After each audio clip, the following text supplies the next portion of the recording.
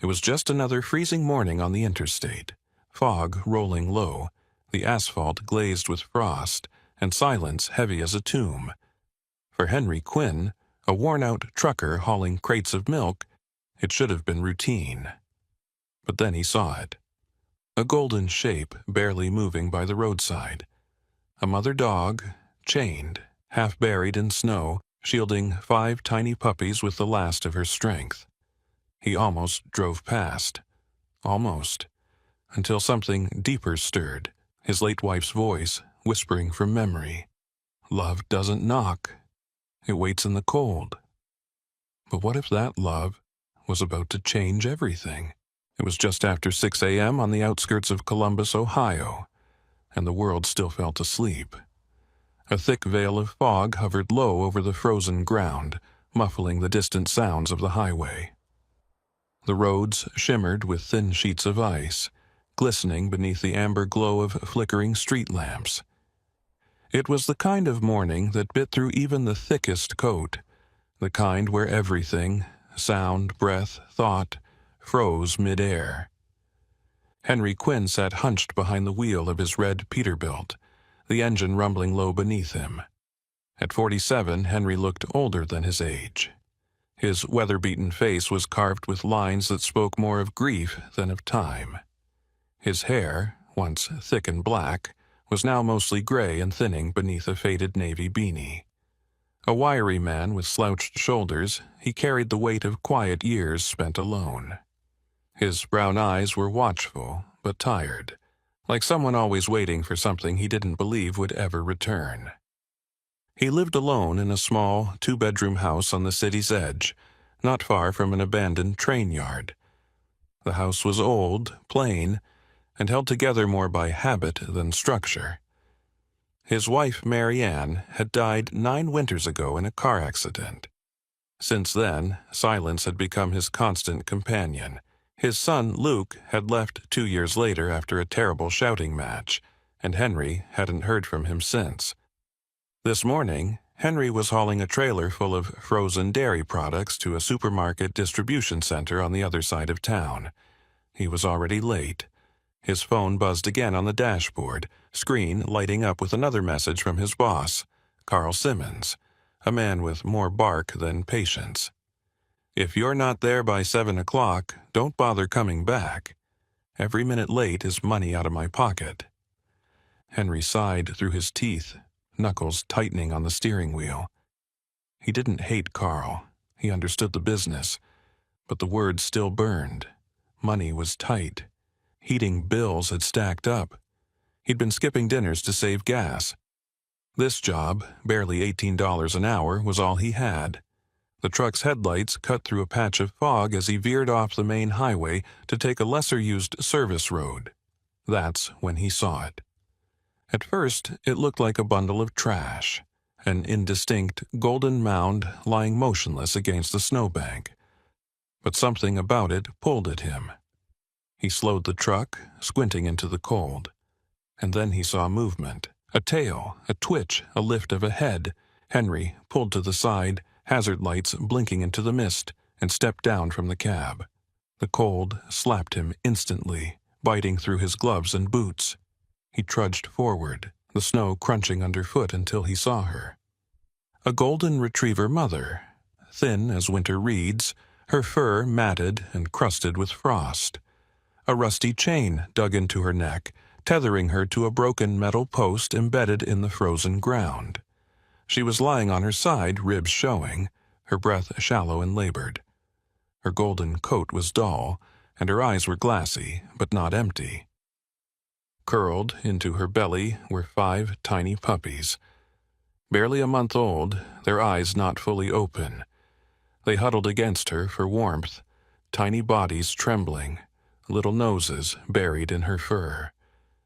One of them gave a faint, wheezing whimper that cut through the air like a cry for God himself.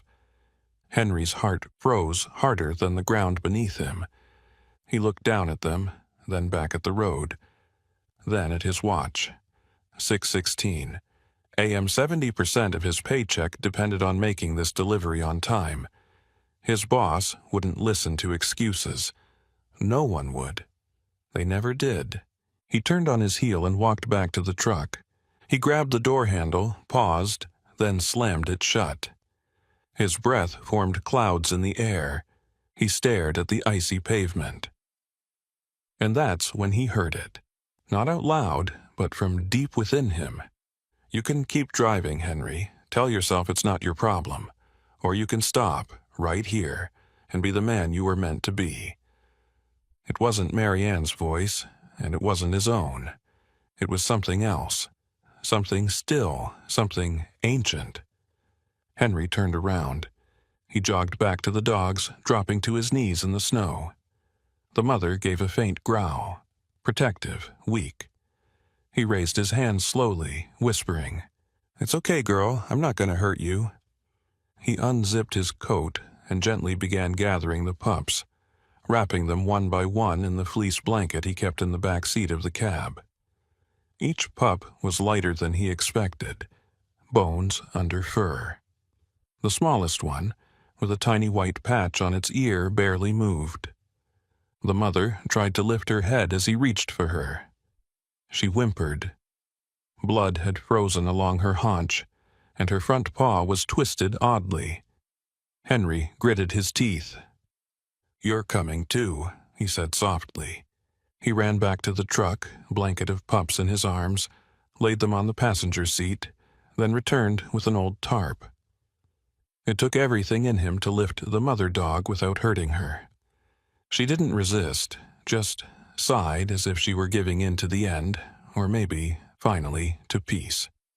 By 6:37 a.m., the truck's cabin was filled with the soft, rhythmic breathing of cold, hungry puppies and the raspy, shallow wheeze of their mother. Henry put the truck in gear. The GPS blinked on the dash. Destination, Clearwater Market Depot. Arrival. Estimate, 7:18 a.m. He reached for his phone. Thumb hovered over Carl's contact, then he put it down. He turned the wheel. He wasn't going to the depot.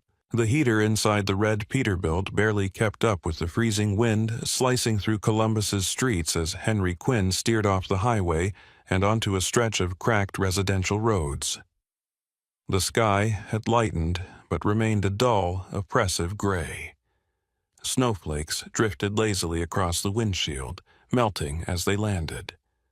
The golden mother dog lay curled on a pile of blankets in the passenger seat, her breath shallow, eyelids fluttering as if fighting to stay conscious.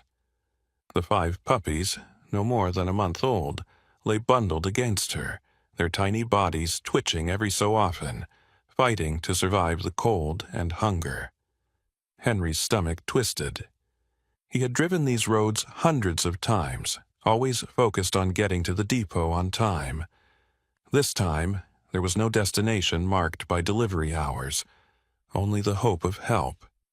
His GPS guided him through a narrow neighborhood, past shuttered shops and ice-slick sidewalks, until he spotted a faded sign above a one-story brick building. Whittier Animal Clinic. The parking lot was empty. He pulled in fast and turned off the ignition. The sudden silence made the puppy's weak whimpers all the more piercing. Henry gently lifted the mother dog. Her ribs jutted like broken scaffolding beneath her fur, and cradled her against his chest. Her body was so light, yet limp, like something made of torn cloth and memory. He gathered the blanket of puppies with his other arm and rushed inside. The bell above the door jingled as he entered. Warm air and the sharp scent of antiseptic hit him in the face. Behind the reception counter stood a thin, wiry woman in her late 60s, with sharp cheekbones and a stern mouth that looked like it had never smiled. Her salt and pepper hair was tied in a bun so tight it tugged at her forehead. She looked up from a clipboard and narrowed her eyes. "Sir, we're not open yet. Come back at—" "I need help," Henry said, breathless. "They're dying." She blinked at the sight of the dogs in his arms, but her expression remained hard. "Do you have an appointment? And who's their owner?" "I don't know who left them," he replied. "I just found them on the highway. She's barely breathing." The woman's name tag read Dr. Lenora Price. Her eyes flicked down to the mother dog, her tone cooling further. "Sir, if you can't verify ownership and don't have emergency funds on file, I'm afraid we can't admit them.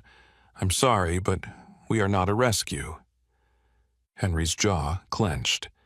He laid the dogs gently on the nearest bench, his voice cracking. "Please, I'll figure something out. Just don't let her die."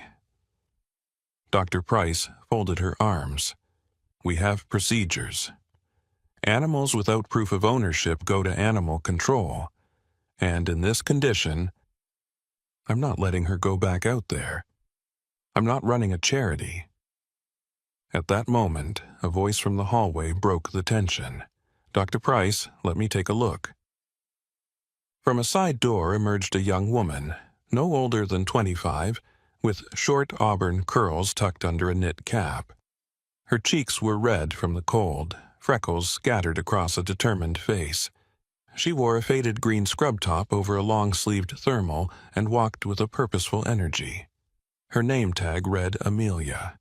Her eyes widened as she saw the dogs. "Oh my God," she whispered, rushing over. She crouched beside the mother dog, gently placing 2 fingers against the frail neck. After a beat, she nodded. "Faint pulse. She's still with us." Dr. Price rolled her eyes. "That dog needs fluids, heat, and antibiotics, and we don't treat for free." "I'll cover it," Amelia said firmly. Henry looked up, startled. Amelia didn't look like someone with spare money. She looked like someone barely holding things together. "You don't have to," he began. She cut him off. "I want to." Dr. Price raised an eyebrow. "That's coming out of your next paycheck, Amelia." "I know," she replied. Her voice didn't waver. Dr. Price scoffed and walked back toward her office. "I want them out of the waiting room in 10 minutes. And no sedation without paperwork." Amelia turned to Henry, her expression softening. "I'm Amelia Parker. Bring her this way." They entered a small treatment room with an old metal table and cabinets that hadn't been updated in decades. Amelia worked quickly, placing warm packs around the mother dog, inserting a thin IV line, checking her vitals. Henry stood awkwardly in the corner, holding the blanket of puppies close to his chest. "She's severely malnourished," Amelia said. "Probably hasn't eaten in days. Her paw might be broken. I'll splint it once she stabilizes." Henry nodded. "The pups? They're cold, underfed, but still responsive. If they weren't under her body, they wouldn't have made it through the night." He exhaled slowly. "I don't have money to pay you." Amelia looked up. "I didn't ask for it." Henry studied her face. She looked young, yes, but tired too. The kind of tired that doesn't come from lack of sleep, but from carrying things no one else sees. "Why'd you do it?" he asked. Amelia hesitated. "A few months ago, I brought home a sick cat I found in an alley. My landlord found out. Said I violated my lease. I lost my apartment. Now I sleep in the back room here when Dr. Price lets me." Henry didn't know what to say. The silence stretched long between them. Then, like a whisper through the snow, he heard the voice again. Gentler this time, but unmistakable. "You've sown a seed, Henry, and seeds need tears to grow." He looked down at the smallest puppy in his arms. Its chest rose faintly, mouth opening in tiny gasps. He cleared his throat. "I'm Henry Quinn." Amelia gave a faint smile. "Nice to meet you, Henry." He nodded toward the mother dog. "She deserves a name." Amelia looked at her, thinking, how about Grace? Henry looked at the dog, so broken, yet still trying to breathe for her pups, and the name felt right. "Grace?" he repeated softly, and somehow in that small sterile room in the middle of a quiet winter morning, surrounded by weakness and pain and unexpected kindness, Henry Quinn felt something stir in his chest that he hadn't felt in years. Maybe hope. By the time the snow had turned to slush and the sky over Columbus dimmed into its usual winter gray, Henry Quinn had already made 3 trips back and forth between his truck and Whittier Animal Clinic. He'd dropped off the last of the old towels from his home, donated a box of canned tuna Amelia had jokingly accepted for emergencies, and now sat quietly in the corner of the staff break room with a paper cup of vending machine coffee, watching the snow melt outside the frosted window. It had become a routine, subtle in its rhythm. Wake before dawn, check on the puppies, ask about Grace, drive his empty truck past the depot he once depended on, and return again before sunset to sit in the same hard plastic chair, silent but steady. He never said much, but he didn't have to. His eyes did.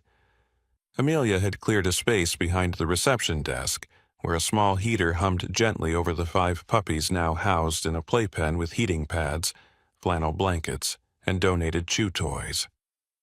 Grace remained in the back treatment room, still sedated, healing slowly. The pups were gaining weight, though one remained noticeably weaker than the others. That one, a cream-colored male with a faint crescent of gold above his brow, had a habit of tilting his head slightly as if listening to something only he could hear. He refused the bottle more often than not, and slept longer than the rest, curled away from the others, but always with his paw extended, just barely touching one of his siblings. Amelia had nicknamed him Little One, but Henry had already given him another name in his heart, Luke. Henry didn't tell anyone about the resemblance. He wasn't ready. The home Henry returned to each night was small, built in the 1960s, with yellowing siding and a roof patched more times than he could remember. The front porch sagged slightly to the left. A rusted wind chime, Marianne's favorite, hung by the door, catching what little wind could still make music out of it. Inside, the furniture was sparse. A recliner with duct-taped arms, a second-hand TV that only picked up 2 local stations, and a wooden dining table covered in unopened mail. A single picture frame sat on the mantel, his wife Marianne holding their son Luke on his 5th birthday, both grinning, cheeks smeared with cake. Marianne had been a petite woman with thick auburn hair and strong hands, a kindergarten teacher who sang when she cleaned and prayed when she baked. She died instantly in a car accident on her way home from school one December evening. Henry had identified her body alone. Luke had been 13 at the time and too angry at the world to cry. 3 years later, Henry and Luke had fought. Not over something monumental, just over a missed school meeting, a slammed door, the weight of too many silences. Luke had packed a bag and walked out. Henry had expected him back the next day, maybe the next week. But the days had stretched into months and then years. Henry never stopped setting a place for him at dinner. At the clinic, Henry sat with the puppies longer than usual that evening. The others had left, even Dr. Price, who usually stayed late to double-check inventory or grumble about payroll. Amelia lingered near the pen, restocking gauze and checking vitals with quiet focus. Henry reached down into the playpen and gently picked up the little one, his Luke. The pup barely stirred. "He's not eating again?" Amelia asked, glancing over. Henry shook his head. "Not since morning." She came over, kneeling beside him. "We may have to consider tube feeding if this keeps up." "I can try again," Henry said, cradling the pup against his chest. "He just needs a little more time." There was a long pause. Amelia rested her elbows on the edge of the playpen. "You talk to him like he understands you." Henry smiled faintly. "Sometimes I think he does." Amelia didn't pry. She had learned early that some wounds spoke only when they were ready. And something about Henry, the way he looked at the smallest pup, the way he sat beside them like a sentinel, told her his pain had roots deeper than words. Outside, the wind howled against the windows. Inside, silence thickened like steam. Henry looked down at the pup, running a rough finger between its ears. He whispered something only the dog could hear, and then, unbidden, the voice returned, soft as breath, low as the snow's hush. "Don't fear love any more, Henry." He stilled.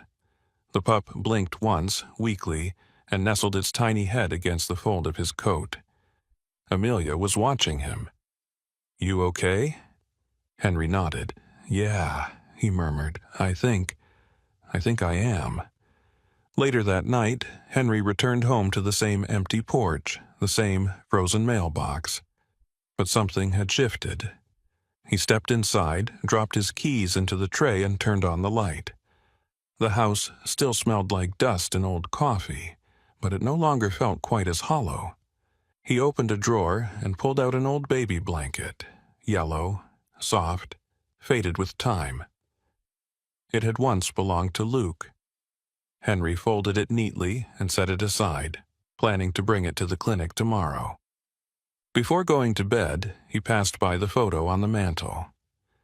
Marianne's smile still held steady, still unchanging. He touched the glass, fingers trembling slightly. "I'm trying," he whispered. "I don't know if I'll get it right, but I'm trying." And outside, snow began to fall again.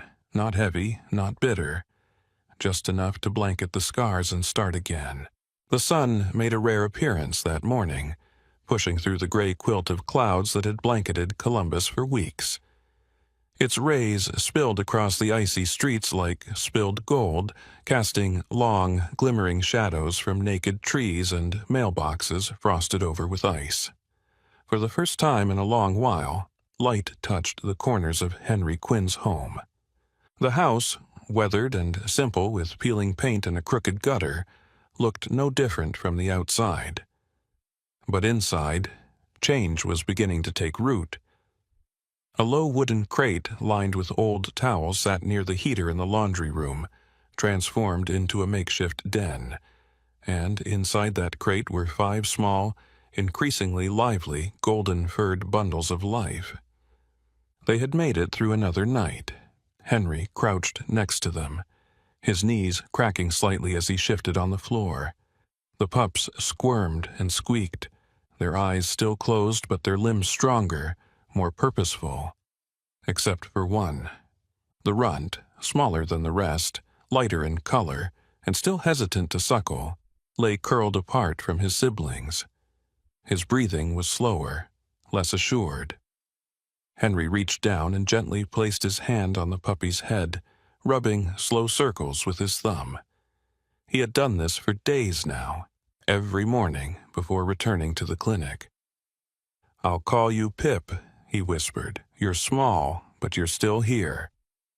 The name came easily. There was something defiant in the way Pip clung to life, a quiet strength beneath that fragile frame. Henry had once known a boy in school with the same name, always the last to get picked in gym class, always the first to share his lunch with someone hungrier. The name had stayed with him, as certain things do. The others got names too.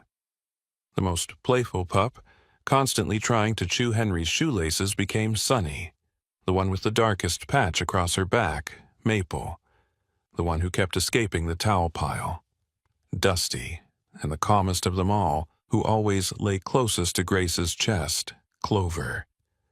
Each name was a small declaration, a moment of care he hadn't known he was still capable of.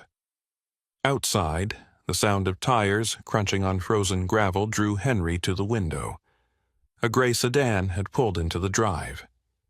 From it stepped a tall, wiry man with a beard the color of ash and overalls dusted in sawdust. His walk had a slight limp to it, the kind that spoke of old injuries, not new ones. This was Joe Turlow, Henry's next-door neighbor of nearly 15 years.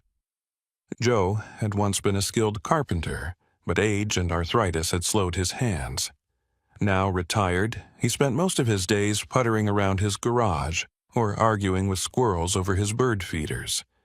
He had a stern face and a quiet disposition, the kind of man who never spoke more than necessary but meant every word he said. Henry opened the door before Joe could knock. "You called?" Joe asked, brushing snow off his coat. Henry nodded. "I need help building something."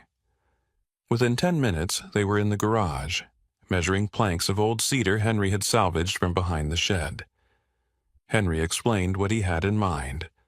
A small enclosure to keep the pups safe once they started walking, maybe even something sturdy enough to last until they were adopted. Joe didn't say much. He just nodded once and started sorting through tools. As they worked, Henry found himself talking more than he expected. He told Joe about finding Grace and the pups on the roadside, about the clinic, about Amelia. Joe just listened, grunted occasionally, and passed him a drill. When they broke for coffee, Joe finally spoke more than a sentence. "You kept them," he said, not as a question but as an observation. Henry stared into his mug. "Yeah." Joe nodded again. "Good." That was it. But somehow it meant more than a whole sermon. Later that afternoon, Henry brought the freshly sanded crate back inside. The smell of cedar filled the house, warm and grounding. He set the pups inside and watched them squirm into a pile like a golden storm of fur. Pip remained curled near the edge, breathing shallow but steady. Grace, now conscious and recovering, lay nearby on a folded blanket. Her eyes tracked the movement of her pups, her ears twitching slightly at every sound. Amelia had said she was improving quickly, enough to be discharged from the clinic in a day or two. Henry sat beside her and stroked her neck. Her tail thumped once against the floor. "You did good," he murmured. There was something deeply humbling about witnessing survival like this, how fragile and resilient it could be in the same breath. It made the air feel clearer, the warmth more earned. He felt it again then, that soft whisper, not in his ears but in the space behind his thoughts. "Love is like fire, Henry. You have to open the door before it warms you."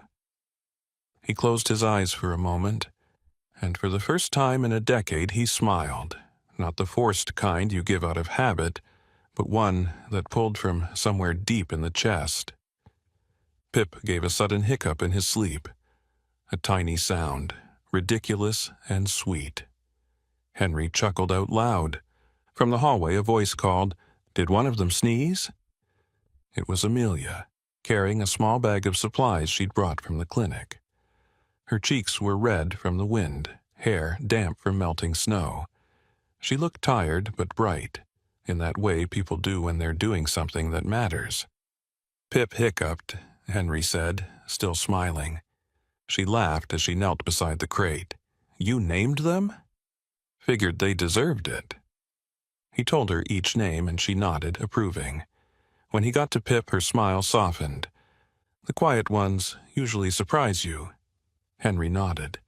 "Yeah," he said, glancing at the smallest pup. "He reminds me of someone." She didn't ask who. She just reached out and stroked Pip's back.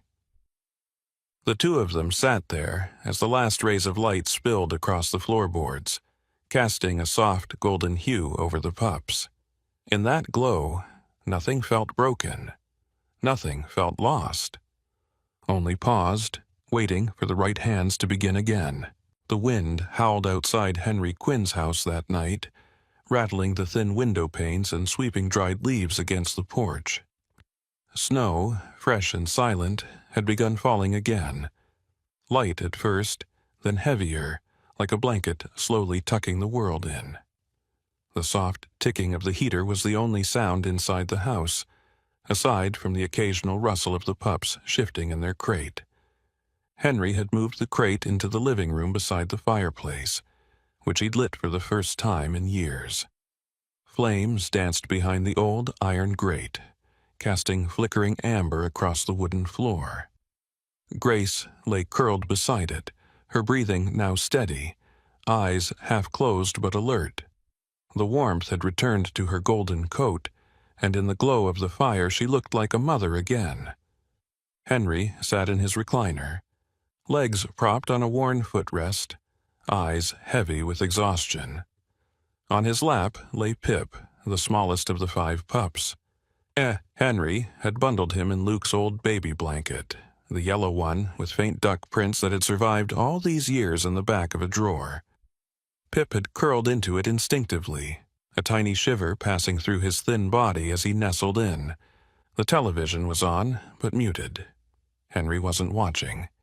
His thoughts drifted. He dozed off with Pip on his chest, and the dream came gently, more memory than imagination. Marianne was there. She sat in her favorite spot on the old couch, a soft smile on her face, hair falling loose over one shoulder. Her hands moved slowly, rhythmically, stroking Pip. Only Pip was no longer a puppy, but a boy. Their boy. Luke, at maybe 4 years old, wearing the same duck print blanket like a cape around his shoulders. His cheeks were red with laughter, eyes bright as he looked up at her. "I always told you he'd come back," Marianne whispered without looking up. Henry wanted to speak, to ask what she meant, but the words wouldn't come. Instead, he just watched her hands, those familiar, calloused, gentle hands, move with such calm over the child's head. When he awoke, the fire had burned low. The room had cooled. Pip stirred on his chest, and for the first time his tiny eyes blinked open. They were cloudy at first, unsure, but they focused. Slowly, Pip raised his head and looked directly at Henry. The breath caught in Henry's throat. His heart thudded once, twice. His hand, large and rough, moved without thinking, resting gently on Pip's back. He smiled. Then, suddenly, and without warning, tears welled in his eyes. He didn't cry out of pain or grief or regret. He cried because something inside him cracked open, the same something that had sealed itself shut the day his wife died and never fully opened again.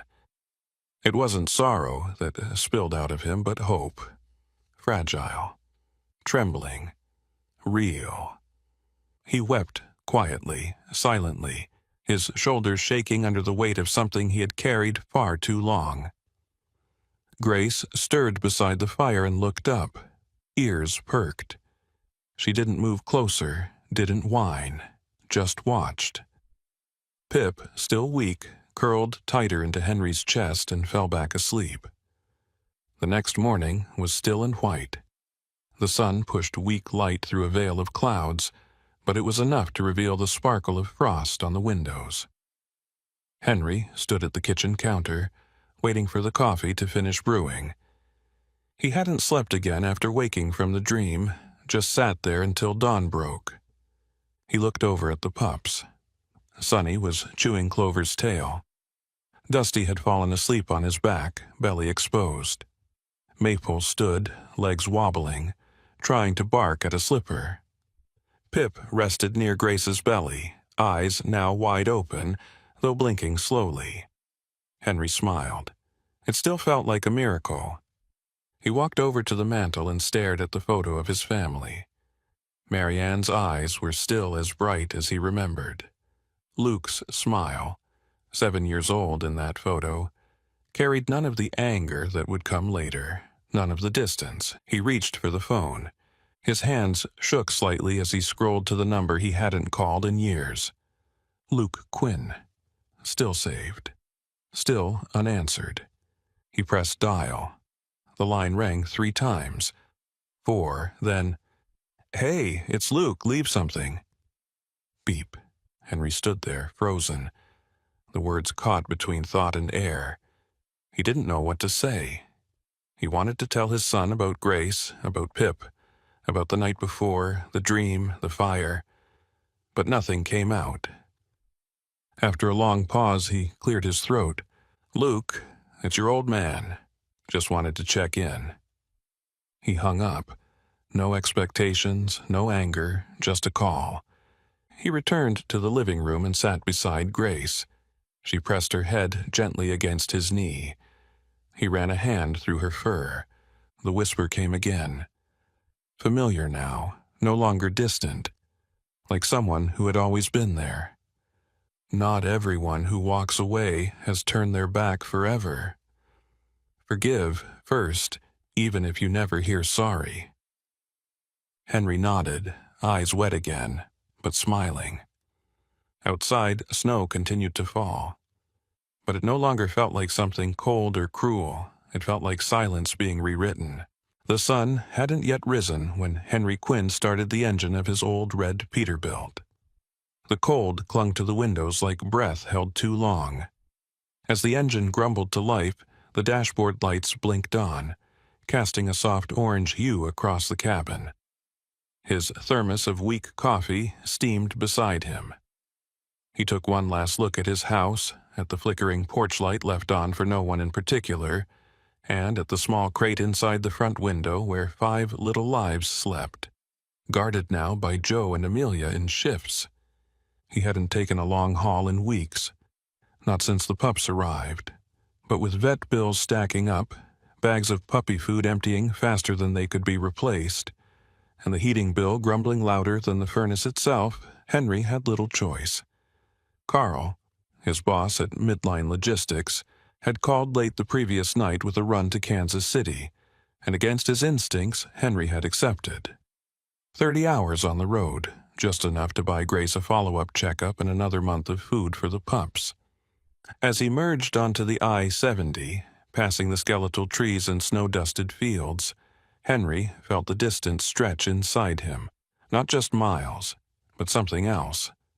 A hollowness that came not from being alone, but from leaving something he finally cared about behind. 6 hours in, somewhere near Indianapolis, the snow had thinned to icy patches, and the highway shimmered with the heat of tire friction. He'd fallen into the rhythm of the road, windshield wipers ticking every few seconds. The static-filled hum of an old country station playing quietly in the background. That's when he saw it. A silver minivan pulled off to the shoulder, steam rising from the hood. A woman stood beside it, pacing with the phone pressed to her ear. A small figure sat inside the car, bundled in a pink coat, staring out the window. Henry passed without thinking. Then he slowed. He pulled over 100 yards ahead and threw the hazard lights on. As he stepped out, the cold hit him harder than expected. He'd been in the cab too long. The wind tugged at his coat, sharp and insistent.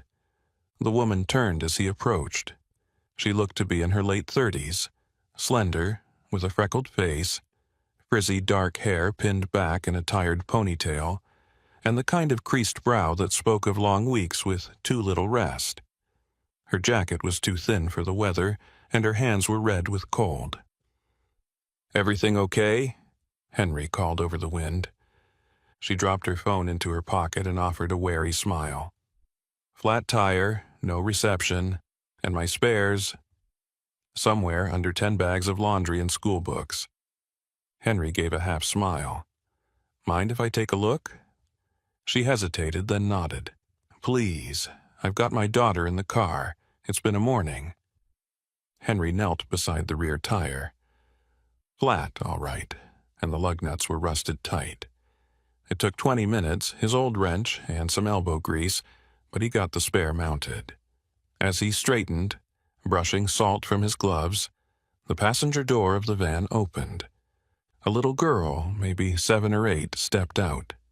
She wore a purple beanie pulled low over blonde curls, and held a small, well-worn plush toy shaped like a dog. She looked at Henry like one might look at a large, mysterious oak tree, curious but cautious. "Is it fixed, Mama?" she asked. "Thanks to this gentleman," the woman replied. "What do you say?" "Thank you, sir." Henry tipped his cap, glad to help. Then the girl spotted the dog hair on his jacket. Her eyes lit up. "Do you have a dog?" "Something like that," Henry said. "What's its name?" "Which one?" he grinned. "There's 5. Her mouth fell open. 5? 5 puppies and their mama. She stepped closer, eyes wide. "Do they all live with you?" "For now." The woman smiled, her face softening. "She's obsessed with dogs. watches rescue videos more than cartoons. The girl looked up, eyes gleaming. "Do you think puppies believe in angels?" Henry blinked. The question caught him off guard. He thought of Pip, of Grace, of that long snowy road. "Yeah," he said, voice low. "I think sometimes they are angels." The girl nodded solemnly, then reached into her coat and pulled something out. A pink friendship bracelet, clumsily knotted, with a little plastic bone charm at the center. "Give this to your smallest puppy," she said, "for luck." Henry accepted it like a sacred gift, fingers closing around the tiny charm. "Thank you. I think you'll like that." The woman handed him a travel mug. "It's just cocoa, but it's hot." He took it. "You and your daughter take care." They waved as he walked back to the truck, and as he climbed into the cab, he stared at the bracelet for a long time before looping it gently over the rearview mirror, where it swayed in time with the road's rhythm. The rest of the drive passed quietly, but not empty. Henry's mind kept drifting to the girl's question. Do puppies believe in angels? He wasn't sure. But as he pulled into the depot's lot that night, miles later and hours past sunset, he whispered to the empty seat beside him, "I think they do, and maybe so do I." The snow had begun to melt across Columbus. Not completely, just enough for the sidewalks to show again, for the gutters to fill with gray water, and for the world to remember that winter, however harsh, would eventually break. At Whittier Animal Clinic, the late afternoon sun streamed through the windows, casting streaks of warm light across the linoleum floors and the corner pen where the 5 puppies now wrestled in clumsy chaos. Pip was no longer the fragile, trembling bundle of fur Henry once cradled in the crook of his arm.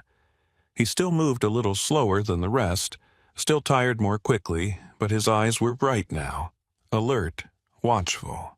Sometimes, when Henry sat by the pen in silence, Pip would climb into his lap and stay there without a sound, like he remembered. Henry had just finished changing their bedding when Amelia walked in. Her phone in hand, a strange tension in her shoulders. "We got something," she said. He looked up from the pen. "What do you mean?" "My friend Sarah, remember her? She works it for the city. I asked her for help last week, quietly." Sarah Caldwell, a sharp-tongued, sharp-minded woman in her early 40s, had skin the color of deep coffee, shoulder-length dreadlocks always pulled into a tight bun, and an unshakable sense of justice sharpened by years working in systems most people never saw. Amelia had once told Henry Sarah used to do pro bono tech work for missing animal cases, until one night her own rescue dog vanished from a park. The city had failed her. Since then, she made it her mission not to fail others. "She pulled traffic cam footage from the overpass near where you found Grace," Amelia continued, scrolling through her phone. "One angle caught the plate. Fuzzy, but legible. I ran it through the registry database." Henry stood slowly. "Whose car?" Amelia's eyes met his. "Belongs to a man named Randall Vexley. Runs an unlicensed breeding operation up near Newark. Technically, it's under his brother's name, but Randall's been fined before, for overcrowding, neglect, dumping unwanted dogs." Henry's jaw tightened. He dumped Grace like trash. "Worse," she said, "like something used up." Silence stretched between them. The air felt different now, heavier. Amelia hesitated, then added, "Sarah's willing to pass the footage to animal welfare, but she said if we want real pressure, public pressure helps." Henry turned toward the puppies. Sonny was chasing Clover in circles. Maple barked at a chew toy. Pip, as usual, sat still, watching him with those dark, knowing eyes. He didn't want to make it about himself, didn't want attention, didn't want trouble. "I don't know," he muttered. "What good does it do?" That's when the whisper returned, not soft this time, not buried in sleep or silence. Do not turn from truth if you have chosen the light. Henry looked up slowly. The warmth of the room seemed to dim around him, as if the weight of inaction were more dangerous now than the act itself. He nodded. Tell Sarah, let's go public. The call went out to a local independent journalist, Lena Darrow, who had built a reputation for stories that others found too small or soft. She was in her late 30s, with a faded jean jacket always draped over one arm, a fast smile, and a voice that carried more conviction than volume. Lena arrived the next morning, camera bag slung over her shoulder, her notepad already open before she walked through the clinic door. Henry didn't talk much, but Lena didn't need him to. She let the story unfold itself. She asked about the moment he saw Grace. What made him stop? What made him stay? He answered simply, I don't know, I just couldn't drive away. She photographed the pups in their crate, interviewed Amelia, and even got a few quiet words from Joe, who, to everyone's surprise, offered a gruff, the man did what a man ought to do, that's it. 2 days later, the story broke online under a title Henry never would have chosen, The Man and the Grace by the Roadside. It went viral. Pictures of Henry standing beside Pip, of Grace licking Maple's ear, of Henry's truck parked beside the snowy ditch where it all began. They were shared across local forums, then news outlets, and finally major networks. People cried, people donated, people wrote letters. One comment read, This man didn't just rescue dogs, he reminded us how to be human. Henry stood at the window, watching fresh snowfall as he sipped lukewarm coffee from his chipped World's Best Dad mug, the same one Luke had made in 3rd grade. Amelia entered, phone in hand again. You've got mail. He raised an eyebrow. Your old P.O. box. Joe picked it up when he went to the store. There's a letter in it. She handed him an envelope. The handwriting was familiar, stiff. Mail. He opened it. Inside was a folded note on lined paper. Dad, I saw the article. I don't know why I left the way I did. Maybe I wasn't ready to stay. But I'm proud of you. I hope Pip's doing okay. Maybe one day I'll come meet him. Love, Luke. Henry didn't cry this time, he just smiled. And behind him the whisper rose again, not from somewhere far away, but from inside. Some doors open only after you've waited in the cold. The snow had returned overnight, soft and hushed, blanketing Columbus in a final white sigh before winter loosened its grip for good. The world seemed paused again, but not in stillness, more in reverence. Light filtered through the clouds in slow golden beams, brushing rooftops, fences, and the little house on Miller Street where change had quietly made its home. Henry Quinn stood on the front porch, coffee steaming in his hands, the old wind chime singing lazily above him. In the yard the snow was packed and dimpled with paw prints. 4 of the puppies had already been adopted, each to families who had read the article or walked into the clinic holding it, moved by the images and the simple truth it carried. Maple had gone to a widower with trembling hands and a garden full of violets. Sonny was now the constant companion of a wheelchair-bound boy who spoke more to her than to his therapists. Dusty and Clover went to a retired couple with an apple orchard and too much room in their hearts. Only Pip remained. Now, 3 months old, he had grown leaner and stronger. His fur had thickened into a golden cloud with lighter streaks behind his ears. His eyes, though, were unchanged. Quiet, deep, as if carrying knowledge he had no words for. Henry didn't try to explain to anyone why he had kept Pip. It wasn't just the bracelet still dangling from the rearview mirror. It wasn't just the dream. Pip was the thread that tied it all together. Marianne, Luke, the road, the choice. From the clinic window, Amelia watched Henry watching Pip. She had that habit now, of noticing him when he wasn't trying to be seen. Her face was framed by her auburn curls pulled into a messy bun, and the green hoodie she wore over her scrubs was 2 sizes too big, borrowed from the lost and found. Her phone buzzed in her pocket. She pulled it out absent-mindedly, expecting a text from Dr. Price or maybe another dog rescue request. Instead, her eyes widened. The screen showed an email from the Stanton Veterinary Foundation. Subject line, "Congratulations, full scholarship awarded." She gasped.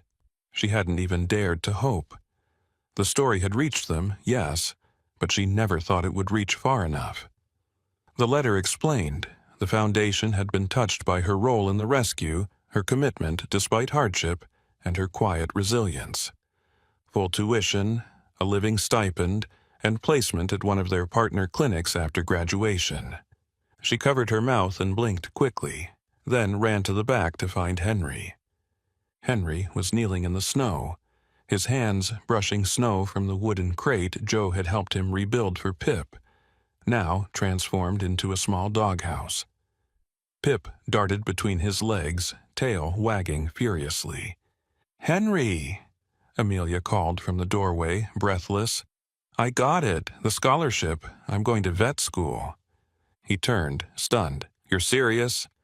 She nodded, eyes shining. "I leave in the fall." He smiled wider than she'd ever seen. "They're lucky to have you." She stepped down into the yard. "I wouldn't have gotten here without you, or Pip, or any of it." Pip barked once and ran in joyful circles around them both, his leash trailing in the snow like a ribbon of light. And then, from the end of the street, a figure approached. Henry noticed first something in the way the man moved. The broad shoulders, slightly hunched as if still carrying weight he hadn't let go. A duffel bag slung over one shoulder. A coat too thin for the weather, and a familiar hesitation in his step, like someone unsure they'd be welcome. Henry stood frozen. Luke, no. Ethan! He had gone by Ethan for years now. His middle name, his choice, the name that helped him start over when he couldn't be Luke anymore. He said nothing as he stepped onto the driveway. Henry didn't speak either. There were no words. Not now. Ethan knelt slowly into the snow just a few feet away from Pip, who paused, curious. The man extended his hand, palm open. Pip looked up at Henry, then trotted over and pressed his head into Ethan's fingers. The contact was simple, soft, like a page turning. Ethan's voice broke as he whispered, "I read the article. I couldn't stay away." Henry nodded. "I'm glad you didn't." There were no tears this time, only something fuller, deeper, acceptance not as an ending, but as a beginning. The days passed quickly after that. Ethan stayed in the spare room, helped Joe with the leaky pipe, fixed the back porch light, and took Pip on long walks through the woods behind the house. Sometimes they didn't talk much. Sometimes that was enough. Amelia packed for school, nervous and excited. Henry bought her a set of vintage veterinary books from a flea market and wrapped them in newspaper. Grace, now fully recovered, began to walk with only a slight limp. She often lay in the sun beside the porch, content to watch Pip chase shadows. On the last morning before Amelia's departure, the snow had finally melted. Patches of green poked through the yard like small promises. The wind was warm, not the breath of winter, but of spring arriving. Timid but certain.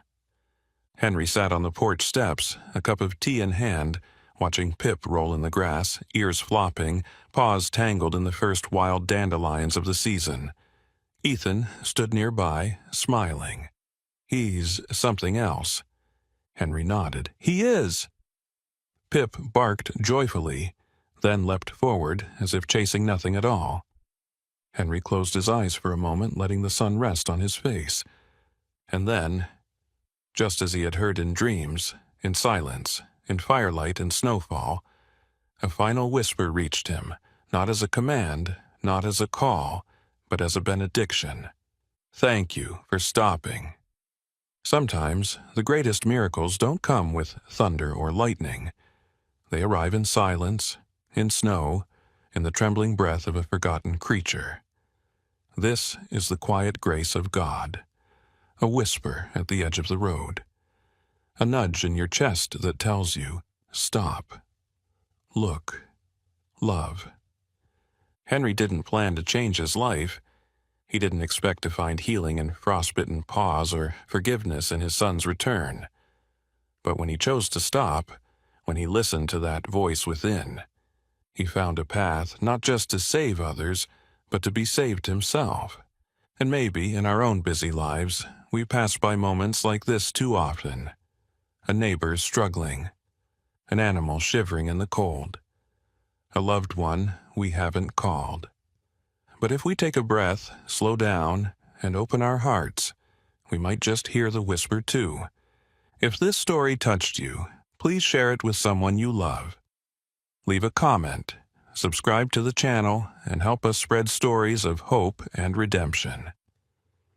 And if you believe that God still works miracles through ordinary people in silent moments, type Amen in the comments below. May He bless you and all the lives you choose to stop for.